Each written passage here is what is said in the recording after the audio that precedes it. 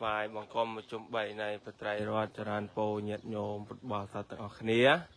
នេះគឺជាសកម្មភាពរបស់ព្រះសង្ឃវត្តពូទិបដីសវណ្ណាព្រីងកងឃុំបោះស្បូវស្រុកព្រះព្រះ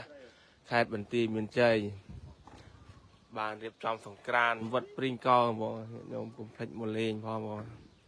ហើយក្នុងឱកាសនេះក៏ឆ្លៀតថ្លែងអំណរគុណញោមឡែននៅប្រទេសថៃនិងស្វាមីបានចូលរួមរៀបចំសង្ក្រាន្តនេះចំនួន1000 បាតផងដែរបងណាញាតិញោមណាចង់ចូលរួមអាចចូលរួមបានយើងទិញចម្បើងគេមករៀបចំទិញមួកទិញក្តាយមកឆ្លាក់អក្សរអីជាដើមអញ្ចឹងណាញោមណាអូឥឡូវនេះជាវភ្លើងមកតែរៀបចំភ្លើងនេះបងភ្លើងនេះមកដុំហ្មងភ្លើង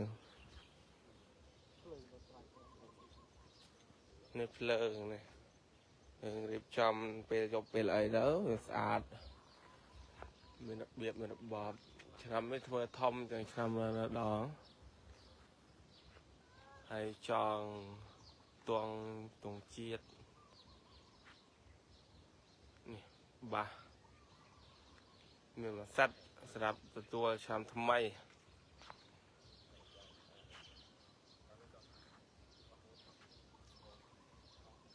ហ្នឹងហើយធ្វើចឹងហើយចង់លុះចឹងដូចឆ្កងព្រោ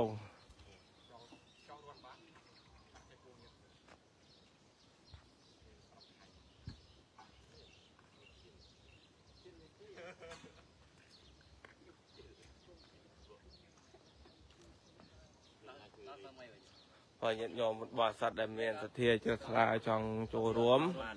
អាចចូលរួមបានណាញោមណាអាចចូលរួមបានសង្ក្រាន្តវត្តព្រីងកងក្មេងៗយុវវ័យយុវជនយុវនារីអាចមកថតសម្ដែងរំបិទប្រពៃណីបិទរំវងបាត់អីបានណាញោមណាអូចឹងក៏សូមចរានពោជ្រាបជូនដំណឹងញាតិញោមតែប៉ុណ្្នឹងចាស់ណាញោមណាអូសូម